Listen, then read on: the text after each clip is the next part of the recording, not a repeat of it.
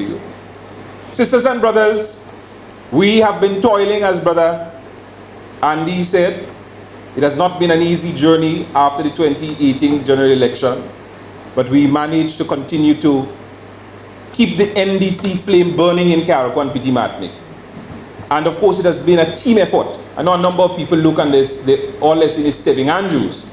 The reality is we have some hard workers that are toiling along, and of course, as the leader was the rep in Carriacou and Petit Martinique, everybody see Tevin. But the reality is that we have a team of people that are working very hard. And I know a number of people are saying it's important to have young people on board and young people on board. And while that is important, and while that is being done, I can tell you some of the most hard workers that have been with me during the period of 2018 to now has been some of our seniors. Working extremely hard to ensure that Tevin Andrews and the NDC could continue to be relevant. So party leader, Carriacou and Petit Martinique is in the house, and we are representing well, and we will continue to do so and bring home the beacon come election. Sisters and brothers, let me tell you, there's a lot of issues in Carriacou and Petit Martinique. And we have a government that profess that they care about the islands of Carriacou and Petit Martinique. But if you take a look at where we are in terms of health care, the economy, you name it, you would see how far back we have gone. The islands have basically digressed. We've gone backwards. And it's interesting, and of course Brother Deacon will talk about it more, that the budget that was presented, $19 million for Carriacou and Petit Martinique, and you ask yourselves if this money will ever be spent in Carriacou and Petit Martinique, there's a whole different story.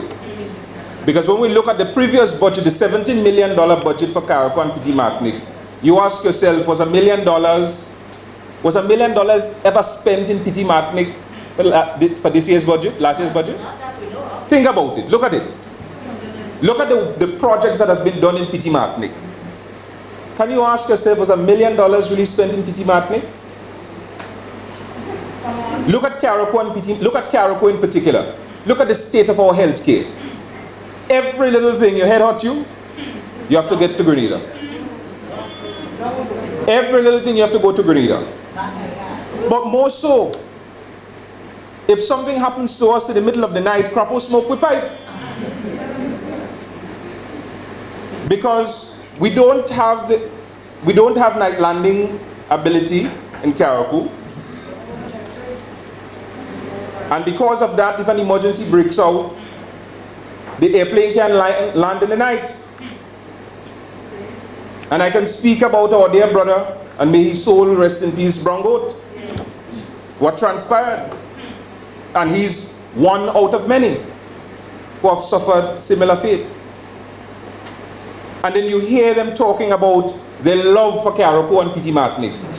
You hear them boasting about how long they have been in charge of Carriacou and Petit Martinique. And after 20 plus years of NNPism, what can we really point to? But you know, interestingly, going back to our airport, about a year or two ago, the government of Grenada decided to take perfectly good working lights out of on the airport runway and replace it with solar lights.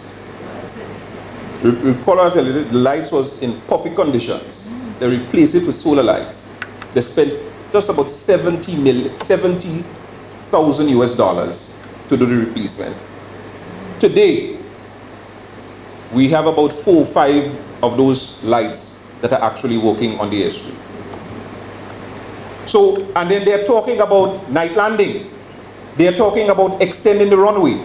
They're talking about improving Carriacou and Petit Martinique. But if your airport runway, which had working lights, airstrips light, you replace it, you spend $70,000 US to replace it. And now we only have 4 of those lights working, then something really wrong with us.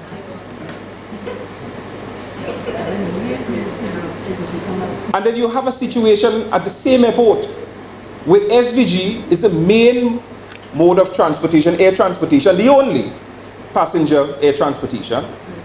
And they decided, well, taking in consideration that we're operating on a loss between Carriacou and Grenada, we can't continue with these flights because it's not making sense. We're asking government for support, they're not giving us any. So here what? The only travel that we are going to be doing is charter. So if you can't manage the seawater, you have to charter the Osprey, the SVG to come to Carriacou. And to charter the SVG to come to Carriacou, you have to pay 3,000. Some people say, don't say 3,000, say the actual price, $2,900. That's still rounding it off to 3,000. Are we serious about developing the economy of Carriacou and Petit Martinique? Are we serious about our people, having respect for them? And taking into consideration if when a medical emergency takes place, how many people in Carriacou and Petit Martinique could afford $3,000 to charter SVG to get to Grenada? We are living in some serious times, sisters and brothers. I ask the people of Carriacou and Petit Martinique to open their eyes and see for yourselves if these people really care about you. Taking into consideration what used to transpire back in Carriacou, we exported everything. Black belly sheep, groundnut, corn, help me. What are some? Cotton, name some things again. Limes. We exported just about everything in Carriacou and Petit Martinique. And today we import just about everything. Down to cattle, we used to be exported to St. Vincent and Trinidad. Today we have to be buying beef and so on from same St. Vincent. Have we really moved forward? No. So sisters and brothers, we have a team. We have a plan, and we have a man that is an action man. A man with a vision that will be able to take the islands of Petit Martinique, Carriacou, and Grenada forward. And I'm asking you, the people of Carriacou and Petit Martinique, those of you in this room, those of you that are hearing me on the radio, and those of you that will be listening to the rebroadcast, to cast your eyes upon Deacon Mitchell. Give him your vote of confidence.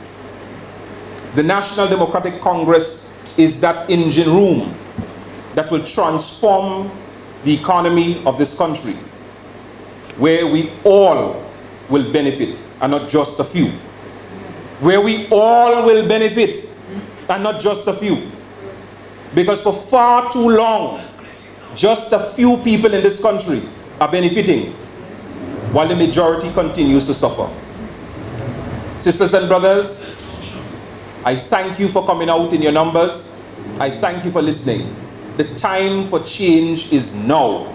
Let us make it happen. Get registered to vote and ensure that on election day you go out and exercise your franchise.